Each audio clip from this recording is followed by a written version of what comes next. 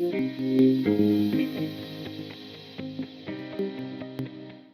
డయాబెటీస్లో మనం 2 రకాలండి, type 1, type 2. Type 1 వచ్చేసి juvenile diabetes. చాలామందికి చిన్న పిల్లల్లో మనం ఈ సమస్య చూస్తున్నాము. సో వాళ్ళకి ఆటో ఇమ్యూన్ డిసార్డర్స్, అంటే వాళ్ళ బాడీలో రోగ నిరోధక శక్తి కంప్లీట్గా డిఫెక్టివ్గా మారిపోయి, అది కంప్లీట్గా ఆటో ఇమ్యూన్ సిస్టమ్ అంటే ఇమ్యూన్ సిస్టమ్ అటాక్ చేసి ప్యాన్క్రియాస్ని డ్యామేజ్ చేయడం వల్ల ప్యాన్క్రియాస్లో సడన్గా ఇన్సులిన్ ఉత్పత్తి అనేది విపరీతంగా పడిపోతుంది. సో దానివల్ల వాళ్ళకి ఇన్సులిన్ ప్రొడక్షన్ అనేది లేకపోవడం వల్ల కంప్లీట్గా ఇన్సులిన్ మీద డిపెండ్ అవ్వాల్సిన పరిస్థితి, జీవితాంతం ఇన్సులిన్ వాళ్ళు బయట నుంచి అవుట్ సోర్సింగ్ తీసుకోవాల్సిన పరిస్థితి. సో అలాగే టైప్ 2 డయాబెటీస్ వచ్చేసి మనం ఒక 30 ఇయర్స్కి, 40 ఇయర్స్కి, 50 ఇయర్స్కి మన జీవన శైలి, మన ఆహారపు అలవాట్లు మారిపోవడం వల్ల, మన బాడీలో గ్లూకోజ్ మెటబాలిజం ఇంపైర్మెంట్ అవడం వల్ల మనకి, అంటే మనం తినే ఆహార పదార్థాల్లో అతిగా గ్లూకోజ్ లెవెల్స్, మన కార్బోహైడ్రేట్స్లో కానీ, షుగర్స్ కానీ, రకరకాలుగా మన బాడీలో చక్కెర శాతం ఎక్కువైపోయి మెల్లిమెల్లిగా మన బాడీలో ఇన్సులిన్ రెసిస్టెన్స్ క్రియేట్ అయ్యి ఫ్యాటీ లివర్ లాంటి కండిషన్స్ డెవలప్ అయ్యి కొంతవరకు ప్యాన్క్రియాస్ కూడా డ్యామేజ్ అయ్యి ఇన్సులిన్ ప్రొడక్షన్ తగ్గిపోవడం వల్ల మనం బ్రేక్ డౌన్ చేసుకోవడానికి ఇన్సులిన్ ట్యాబ్లెట్స్ ద్వారా తీసుకొని మెల్లిమెల్లిగా మనము జీవితాంతం మందులు వాడాల్సిన పరిస్థితి. సో ఫస్ట్ ఆఫ్ ఆల్ నేను చెప్పినట్టు ఇది జీవనశైలి వ్యాధే, ఇదేమీ వైరస్ బ్యాక్టీరియాతోని వచ్చిన సమస్య కాదు. సో టైప్ 1 వచ్చిన వాళ్ళకి పరిష్కారం ఏంటి? వాళ్ళ జీవితాంతం పాపం ఇన్సులిన్ తీసుకుంటారా? ఇన్సులిన్ ఎక్కడి నుంచి తయారవుతున్నాయి? ట్యాబ్లెట్స్ ఇన్సులిన్, పంది ప్యాన్క్రియాస్లో తయారైన ఇన్సులిన్ని మనం ట్యాబ్లెట్ రూపంలో తీసుకొని అవుట్సోర్స్ చేసుకొని ఈరోజు ఈ పూట గడపడానికి మన ఆరోగ్యాన్ని మనం జస్ట్ మెయింటైన్ చేయడానికి అది హెల్ప్ అవుతుంది. ఓకే, అది అవసరం, నిత్యావసరమే. బట్ పరిష్కారం ఏంటి? ఎలా దీని నుంచి బయటపడాలి? ఎందుకంటే ఇలాగే మనం కొనసాగితే మన బాడీలో ఈ టాక్సిన్స్ పెరిగిపోయి హెవీగా బ్లడ్లో కూడా టాక్సిన్స్ ఎక్కువ నిల్వలు అయిపోయి రక్తనాళాలు దెబ్బతినడము, మనం హార్ట్ రక్తనాళాలు దెబ్బతినడం, ఐ సంబంధించిన అంటే మైక్రో బ్లడ్ వెజల్స్ అన్నీ ఫస్ట్ స్టేజెస్లో డ్యామేజెస్ అయ్యి డయాబెటిక్ రెటినోపతి అంటే కంటికి సంబంధించిన సమస్యలు, కార్డియోమయోపతి లాంటి సమస్యలు, లేదా రీనల్ ప్రాబ్లమ్స్, కిడ్నీ సమస్యలు, కాళ్ళలో డయాబెటిక్ న్యూరోపతి కండిషన్స్, తర్వాత ఇమ్యూనిటీ బాగా తగ్గిపోయి వాళ్ళకి చిన్న చిన్న దెబ్బలు తగిలిన వాళ్ళకి ఇన్ఫెక్షన్స్ అవ్వడం కాళ్ళకి, దానివల్ల గ్యాంగ్రీన్స్ ఫామ్ అయిపోయి ఫంగల్ ఇన్ఫెక్షన్స్ వచ్చి వాళ్ళకి యాంప్యుటేషన్స్ చేయడం. సో అలా వాళ్ళ జీవితం అంతా కూడా రకరకాల కండిషన్స్తోని, క్రానిక్ కండిషన్స్తోని చనిపోతూ ఉన్నారు.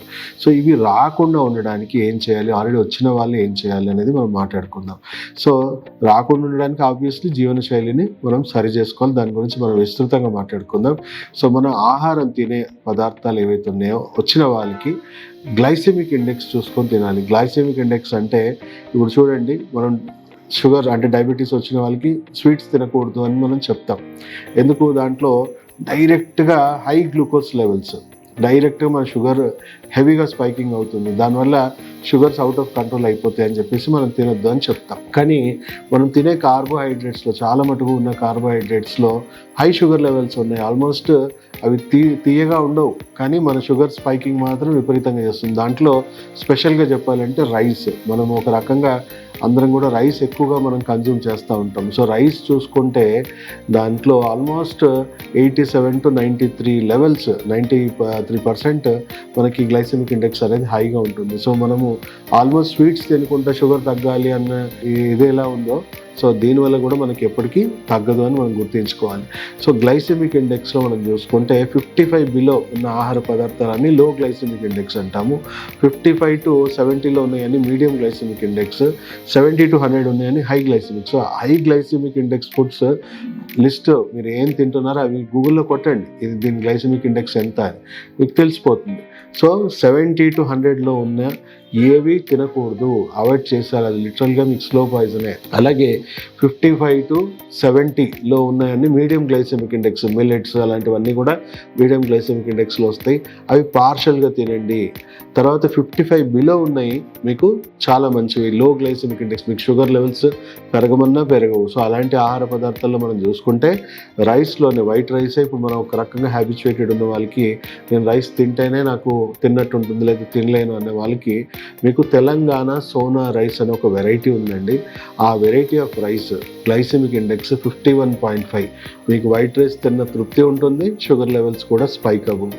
అలాగే ఇంకా బెస్ట్ ఆప్షన్స్ ఏంటంటే బ్లాక్ రైస్, దాని గ్లైసెమిక్ ఇండెక్స్ 42 ఉంటుంది, 41, 42 లోపే ఉంటుంది, షుగర్ పెరగదు, హైయెస్ట్ యాంటీ ఆక్సిడెంట్స్ ఉంటాయి దానివల్ల మీకు చాలా రకాలుగా ఆరోగ్యానికి మేలు కూడా జరుగుతుంది. అంటే కార్డియోవాస్కులర్ సిస్టమ్ ఆరోగ్యంగా ఉంటుంది, క్యాన్సర్ కూడా రాకుండా నిరోధించడానికి కూడా అది హెల్ప్ అవుతుంది. సో అలాంటి ఆ మాడిఫికేషన్స్ మా దగ్గరకు వచ్చిన పేషెంట్స్కి డైట్ మాడిఫికేషన్స్ సజెస్ట్ చేయడం వల్ల వాళ్ళకి మెల్లిమెల్లిగా ట్యాబ్లెట్స్ అవసరం అనేది తగ్గుతుంది. ఎందుకంటే ఎందుకు పెంచాలి, ఎందుకు తగ్గించాలి.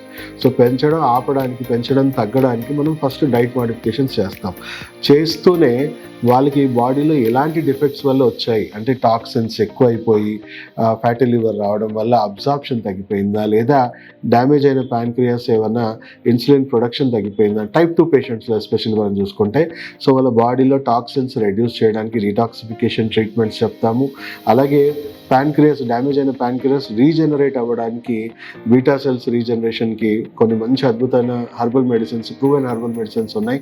దానివల్ల మెల్లిమెల్లిగా రీజనరేషన్ అవ్వడం వల్ల సెల్ఫ్గా ఇన్సులిన్ ఉత్పత్తి అవ్వడము అండ్ బాడీలో ఉన్న ఇంటర్నల్ ఇంబ్యాలెన్సెస్ అన్నీ కరెక్ట్ చేయడం వల్ల ఇన్సులిన్ రెసిస్టెన్స్ ఇవన్నీ కూడా తగ్గడము అండ్ ఓవర్ ఏ పీరియడ్ బాడీలో మెల్లిమెల్లిగా ట్యాబ్లెట్స్ ఇవ్వాల్సిన అవసరం తగ్గిపోయి బాడీ సెల్ఫ్ సస్టైనబుల్గా డెవలప్ అవుతుంది. అలా మనం టైప్ 2 డయాబెటీస్ని రివర్స్ చేసుకోవచ్చు. అలాగే టైప్ 1ని మనం ఎలా రివర్స్ చేయొచ్చు ఫంక్షనల్ మెడిసిన్లో అనుకుంటే ఫస్ట్ మీకు చెప్పినట్టు వాళ్ళకి ఆటో ఇమ్యూన్ డిసార్డర్ వల్ల వాళ్ళ ఇమ్యూన్ సిస్టమ్ దాడి చేసి డ్యామేజ్ చేసింది. వాళ్ళ ఇమ్యూన్ సిస్టమ్ని కంప్లీట్గా ఒక 1 to 2 years immunomodulation therapy, transfer factor therapy ద్వారా వాళ్ళ ఇమ్యూన్ సిస్టమ్ని పూర్తిగా మార్చేస్తాం. దానివల్ల వాళ్ళ ఇమ్యూన్ సిస్టమ్ వాళ్ళని డ్యామేజ్ చేయడం కాదు, రిపేర్ చేయడం స్టార్ట్ చేస్తుంది, హీల్ చేయడం స్టార్ట్ చేస్తుంది.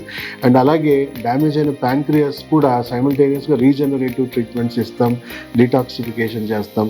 అలాగే సో దానివల్ల ఈవెన్ టైప్ 1 డయాబెటీస్లో కూడా ఇన్సులిన్ ప్రొడక్షన్ అనేది వితిన్ 6 months 1 yearలో కొంతవరకు ప్రొడక్షన్ స్టార్ట్ అయ్యి వాళ్ళ ఇన్సులిన్ నుంచి ట్యాబ్లెట్స్కి రావడము, మెల్లిమెల్లిగా ఇన్సులిన్ ప్రొడక్షన్ ఇంకా పెరగడం వల్ల మెల్లిమెల్లిగా వాళ్ళకి బయట నుంచి ఇవ్వాల్సిన అవుట్ సోర్సింగ్ తగ్గడం వల్ల వాళ్ళు మెల్లిమెల్లిగా ఒక 1 to 2 yearsలో ట్యాబ్లెట్స్ కూడా తగ్గించుకునే అవకాశం ఉంది. సో ఆల్రెడీ ఫంక్షనల్ మెడిసిన్లో ఇలాంటి రివర్సల్ ట్రీట్మెంట్ అనేది అందుబాటులో ఉంది.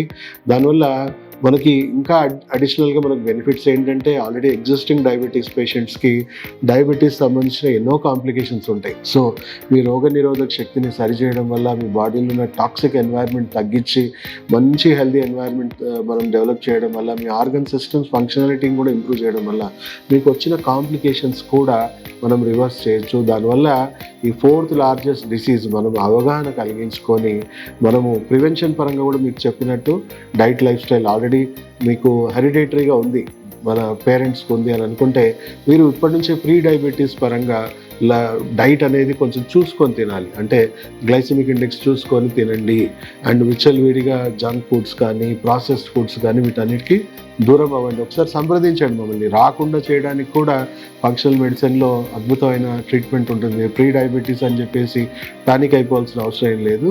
మీరు ప్రివెంటివ్ పరంగా కూడా ఈ వైద్యాన్ని ఉపయోగించుకోవచ్చు. అలాగే టైప్ 1 టైప్ 2 వచ్చిన వాళ్ళకి కూడా వాళ్ళ కండిషన్ బట్టి టైప్ 2 వాళ్ళకైతే 6 to 12 monthsలో మనము రివర్సల్ ట్రీట్మెంట్ చేయొచ్చు, డయాబెటీస్ రివర్సల్ ట్రీట్మెంట్.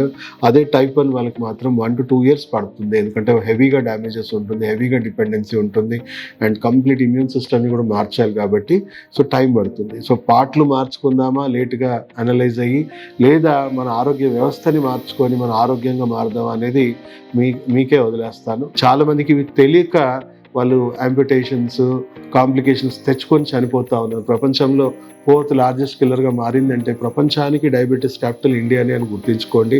దాంట్లో మనమే ఎక్కువ సౌత్ ఇండియన్సే. సో దయచేసి వీడియో ప్రతి ఒక్కరికి షేర్ చేసి అవగాహన కలిగించండి.